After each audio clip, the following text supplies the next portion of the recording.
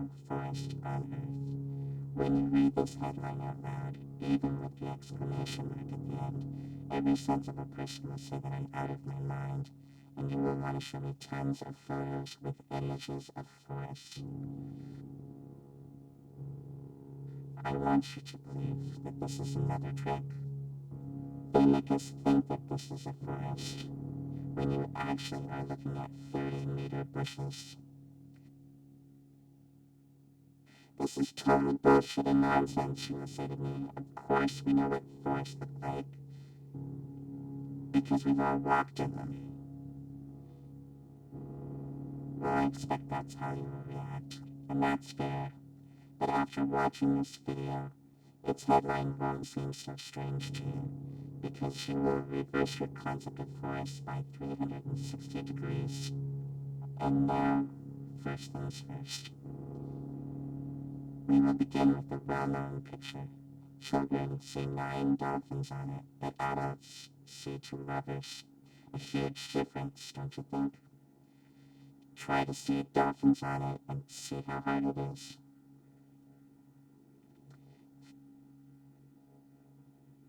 Bunny and fruities just won't transform into dolphins for most adults.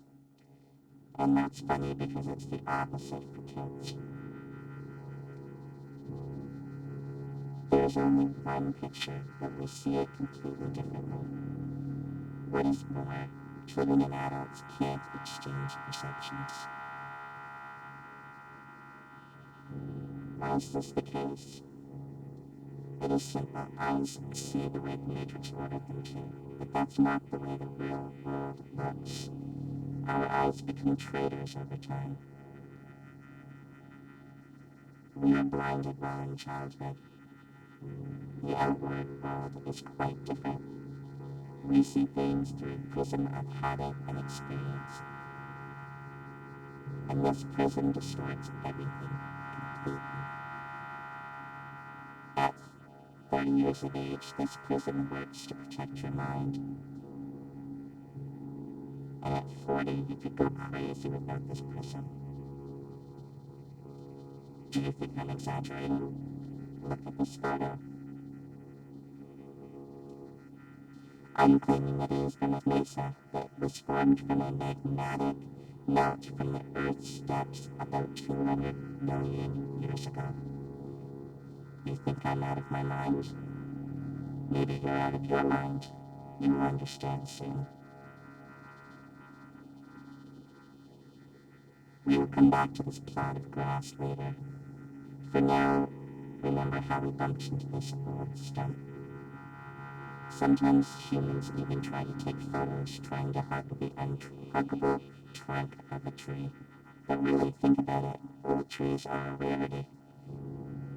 They are all registered, they are trapped, and are being kept in reserves, like memorials of nature.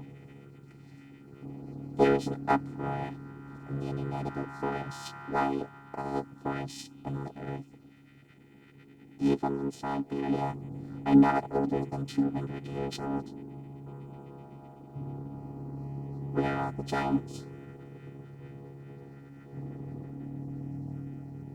It is right that the people are in an uproar about it, but I want to look at the problem from another angle, from the side of the Earth's poles. The thing is that even Soviet biologists found strangeness in the poles, and unnatural amounts of water kept in the ice and snow, and there's an unnatural percentage of carbon dioxide in the world's oceans.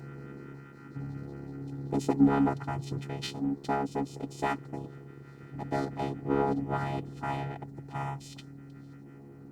Using simple math, those scientists come to the conclusion that those fires carried away 99% of the Earth's biosphere.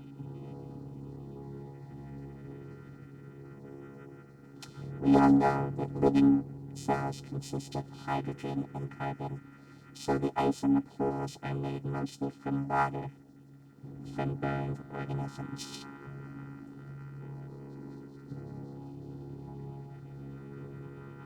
And now, think about this number, 99%. It means that everything that now grows, crawls, flies, swims, and runs on the earth is 20,000 times less in volume than before this catastrophe.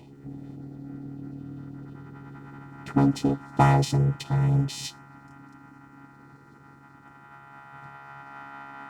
To imagine this, look at this picture.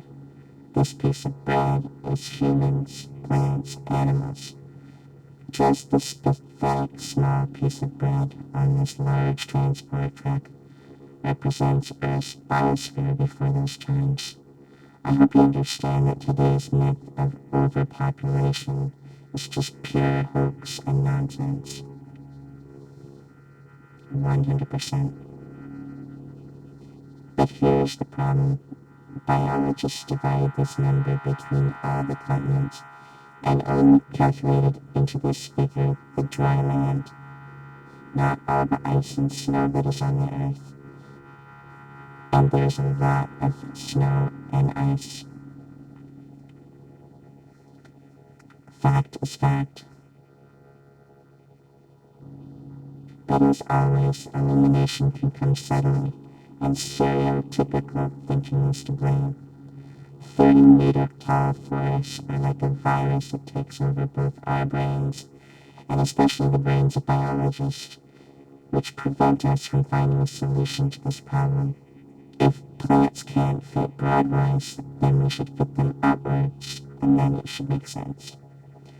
In this new theory, hypothetical forests of unthinkable height were drawn. And here's the thing, we found these old photos. This is the Vandalis felling of the sequoias in the California redwood between 1880 and 1920. These trees miraculously survived the planet's bombardment in 1816. Just imagine how many years this tree needs to grow to these sizes. Then these terrible men come with saws and axes. 1, 2, and no more tree. In proportion of this tree, we can see a rule. The diameter of the stump is 3 times bigger than the woodcutter's or feller's growth. Let's look at this formula. You just think about it.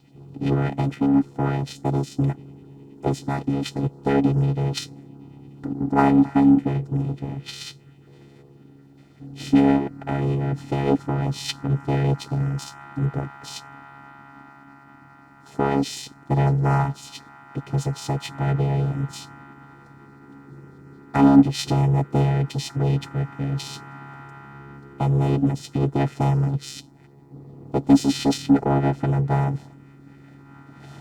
But if every single woodcutter refused to carry out these criminal orders, all the forests would be saved, because their demon bosses are too arrogant to do it with their own hands.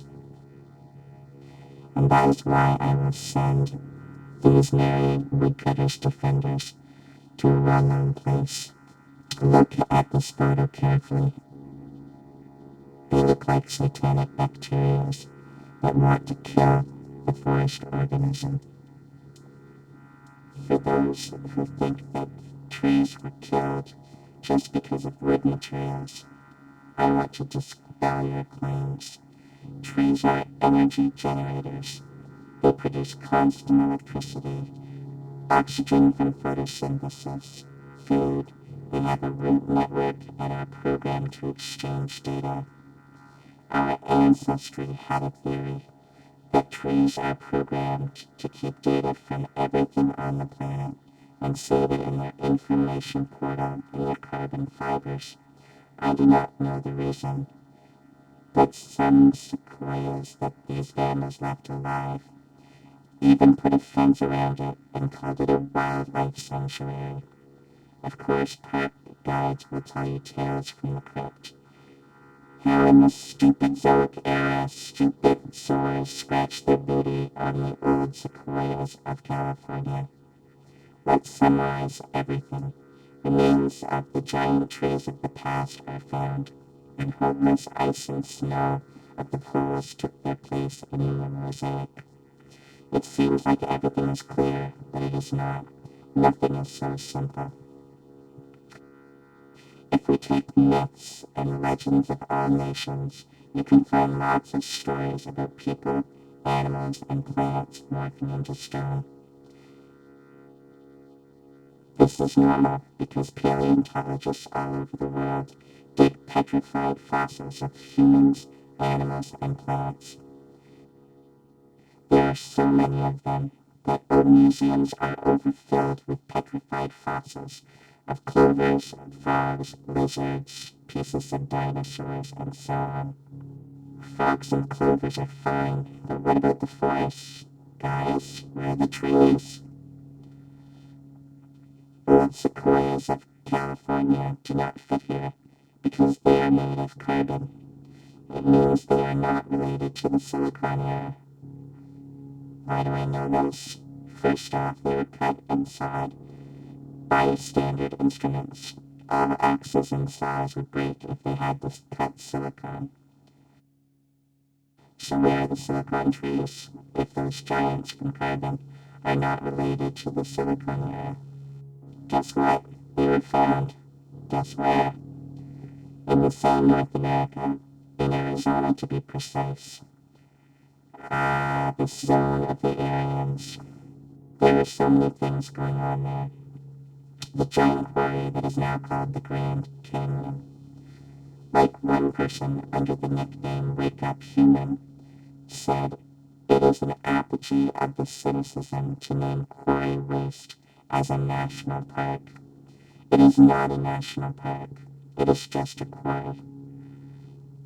And think what the ancient Russian words root kolo is doing in the opposite part of the world. And the root ra, I won't even mention.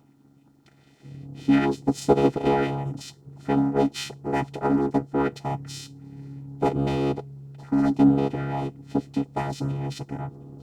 That's how Wikipedia is telling us this total bullshit.